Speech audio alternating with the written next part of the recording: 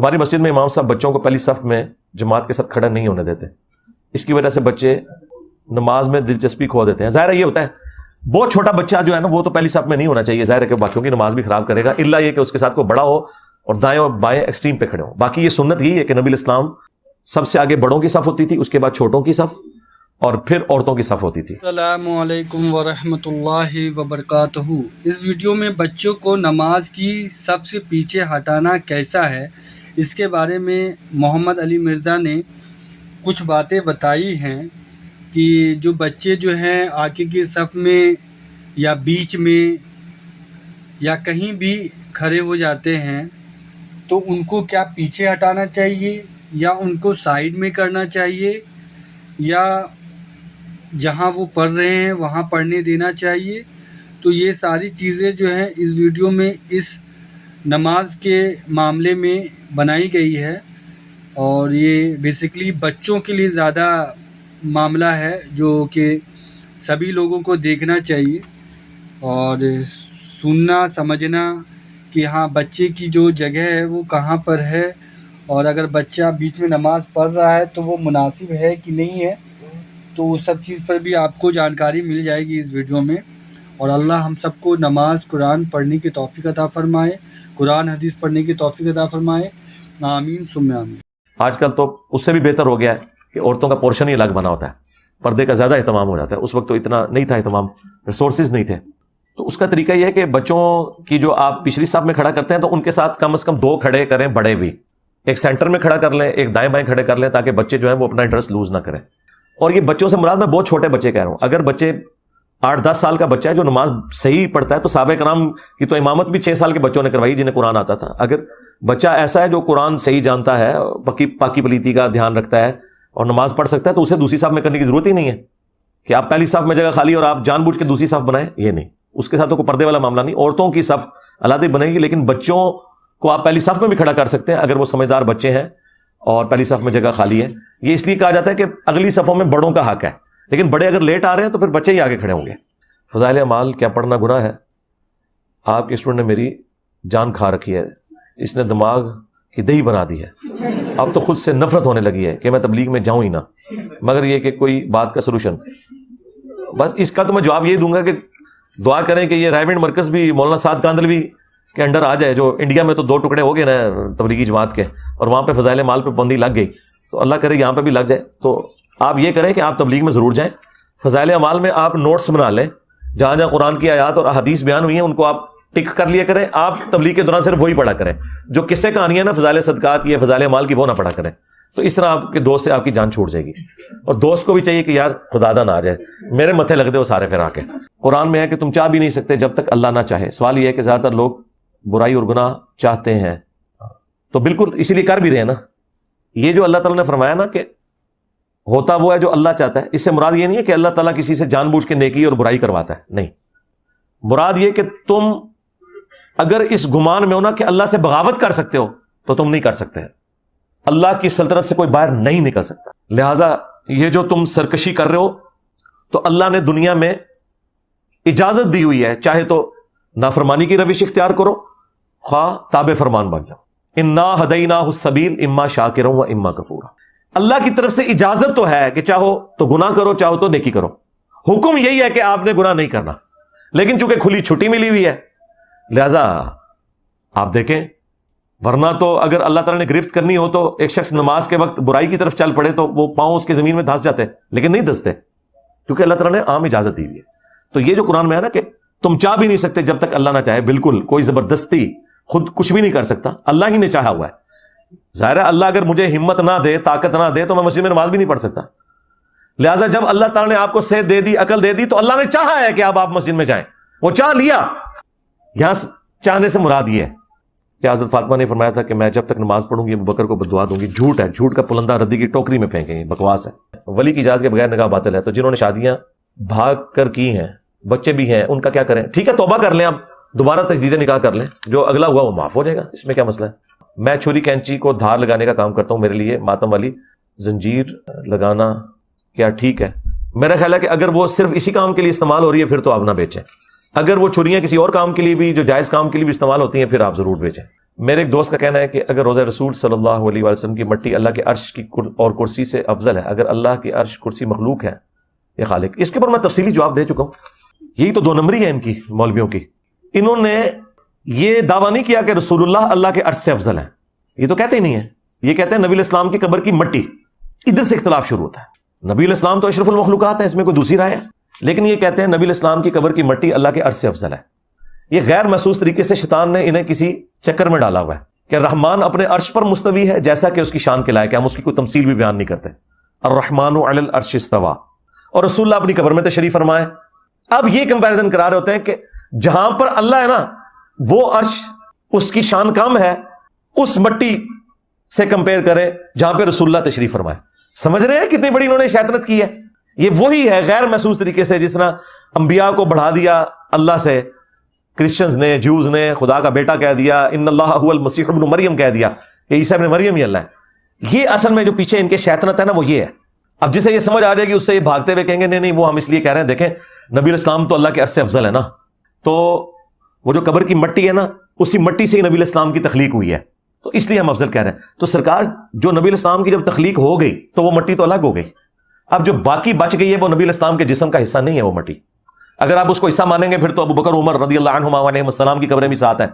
اور پھر مٹی کو تو چھوڑ دو، کیا کسی صحابی نے کہا کہ نبی علیہ السلام کی داڑھی کا بال اللہ کے عرش سے افضل ہے؟ ہائے ہائے ہائے کتنے گیا دماغ. اور وہ مٹی تو الگ ہے، داڑھی کا بال، سر کا بال تو حضور کے جسم کا حصہ ہے نا، حصہ کہ نہیں؟ کسی صحابی نے کہا ہے کہ میرے پاس یہ حضور کے وہ بال ہیں جو اللہ کے عرش سے بھی افضل ہیں. یہ ضرور کہا کہ نبی علیہ السلام کا بال مبارک ہونا دنیا اور دنیا کے اندر جو بھی کوئی چیز ہے اس دولت سے بڑھ کر مجھے محبوب ہے. وہ ان جنرل یہ والی بات تو کی، ظاہر نبی علیہ السلام کی نسبت حاصل ہے. یہ اصل میں جو کمپیریزن کرا رہے ہیں کچھ اور ہے. کلمہ پڑھ کر جھوٹ بولنے کا کفارہ کیا ہے؟ بس توبہ کر لیں، دیٹس آل. یہ قسم تو نہیں ہے نا کہ جس کا کفارہ ہوگا. جب قرآن میں ہے کہ شیطان باطل کی طرف رہنمائی کرتا ہے، اس نے قسم کھا کر کہا تھا کہ میں تیرے بندوں کو گمراہ کروں گا، تو پھر شیطان نے، اس پہ بھی میری تفصیلی ویڈیو، شیطان نے آیت الکرسی کا وظیفہ کیوں بتایا. اوور آل تو شیطان گمراہ کرتا ہے. یہاں پہ بھی جو اس نے آیت الکرسی کا وظیفہ بتایا نا وہ گمراہ کرنے کے لیے کیا، اس اعتبار سے کہ وہ ابو ہریرہ رضی اللہ تعالیٰ نے اسے پکڑ لیا تھا، حضور کے سامنے پیش کرنے لگے تھے، تو اس نے اپنی جان بچانے کے لیے حضرت ابو ہریرہ کا رخ دوسری طرف ڈال دیا ایک بات کر کے. اس کا یہ مطلب نہیں کہ شیطان، قرآن میں بھی رپورٹ ہوا ہے کہ شیطان نے جب غزوہ بدر کے موقع پر نہ نظر آنے والے لشکر دیکھ لیے تھے تو اس نے کہا کہ میں بری ہوں، اور وہ کافروں کو اس طرف لگا کے سائڈ پہ ہو گیا. تو عموماً شیطان برائی کی طرف مائل کرتا ہے، لیکن اچھائی کی اسے سمجھ ضرور ہے کیونکہ جن ہے نا، تو جن اور انسانوں کو اللہ تعالیٰ نے تمیز دی ہوئی ہے. تو کبھی کبھار وہ اس طرح لالچ کر کے اس طرح معاملہ ہو سکتا ہے، یہ ایکسیپشن ہے. آج کل آرٹیفیشل انٹیلیجنس روبوٹ کا دور ہے جس میں دن بدن ترقی ہو رہی ہے. کیا اس سے انسانیت، اسلام کو کسی چیز سے خطرہ نہیں سوائے مولویوں کے. یہ میں بات آپ کو بتا دوں، اور کسی چیز سے خطرہ نہیں ہے کیونکہ انہوں نے غداری کی ہے نا اس مسند پہ بیٹھ کے. اس کو آپ یوں سمجھیں، اگر ایک نئی لینڈ روور ہو اور اس کے اندر وہ بیلون بھی لگا ہوا ہو کہ ٹکر ہو جائے تو آپ کی جان بچ جائے گی، اس کے ٹائر بھی نئے ہوں، سب کچھ ہو، لیکن ڈرائیور اگر آپ نے ناڑی بٹھایا ہوا ہے. ہمارے استاد مولانا صاحب کہا کرتے تھے کہ 72 سیٹر گاڑی میں سارے اولیاء اللہ بٹھا دیں اور ڈرائیور آپ ناڑی بٹھائیں تو اسی دعا میں مانگ دے رہا انہیں ٹھوک دینی گڈی پھر بھی جا کے. یہ مسئلہ ہے. تو یہاں ڈرائیونگ سیٹ کے اوپر مولوی بیٹھا ہوا ہے اور یہ مس گائیڈ کر رہا ہے لوگوں کو. اتنا بڑا غدار تو میں نے نہیں دیکھا. میں نے آج تک کسی فزکس کے پروفیسر کو اپنی کتاب کے ساتھ غداری کرتے ہوئے نہیں دیکھا کہ تم تھیوری آف ریلیٹیوٹی ڈائریکٹ نہ پڑھنا گمراہ ہو جاؤ گے، Newton's law of motion direct نہ پڑھنا گمراہ ہو جاؤ گے. کسی سنے تھے؟ لیکن مولوی کہنا جائے.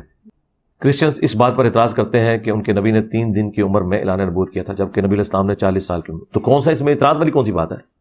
اس میں اعتراض کیا ہے؟ یعنی عیسیٰ علیہ السلام وجیہن فی الدنیا والآخرہ ہے. ہم مانتے ہیں کہ عیسیٰ علیہ السلام کو بعض ایسی شانیں ملی ہیں جو نہ حضرت ابراہیم علیہ السلام کو ملی، نہ محمد رسول اللہ کو ملی، اور نہ کسی اور پیغمبر کو. اور اسی طریقے سے بعض ایسی شانیں ہیں جو ہمارے نبی علیہ السلام کو، حضرت ابراہیم علیہ السلام کو ملی، موسیٰ علیہ السلام کو ملی، وہ حضرت عیسیٰ علیہ السلام کو نہیں ملی. مثلا وَكَلَّمَ اللَّهُ مُوسَىٰ تَكْلِيمًا، اور موسیٰ علیہ السلام سے اللہ نے کلام کیا جیسا کہ کلام کرنے کا حق تھا. اس پلانٹ ارتھ پہ صرف ایک شخص ہے جس سے اللہ نے بات کی ہے اس دنیا میں، وہ موسیٰ علیہ السلام ہے. ہمارے نبی سے شب معراج ہوئی ہے، دنیا میں نہیں ہوئی. عیسیٰ علیہ السلام سے بھی نہیں ہوئی. عیسیٰ علیہ السلام تو بغیر باپ کے پیدا ہوئے ہیں. آدم علیہ السلام بغیر ماں اور بغیر باپ کے پیدا ہوئے ہیں. یہ فضیلت اور کسی کو نہیں حاصل. حضرت ابراہیم علیہ السلام کو قیامت والے دن بخاری مسلم میں سب سے پہلے لباس پہنایا جائے گا.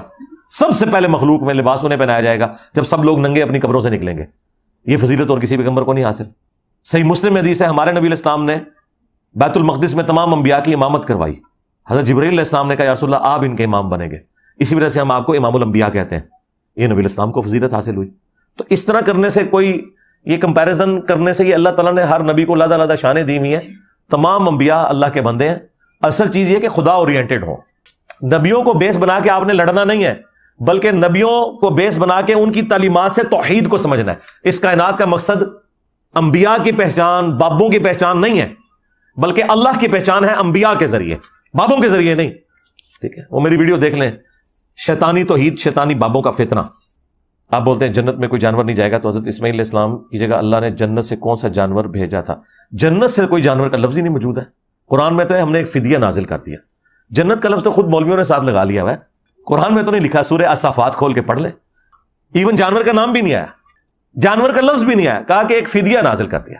وہ تو پھر ہمیں روایتوں سے پتہ چلا کہ وہ مینڈا تھا، اور اس مینڈے کے سینگ بھی کئی سو سال تک خانہ کعبے کی دیوار پہ لٹکے رہے. وہ جب یزید نے بمباری کی تھی تو اس میں وہ جل گیا تھا وہ والے سینگ.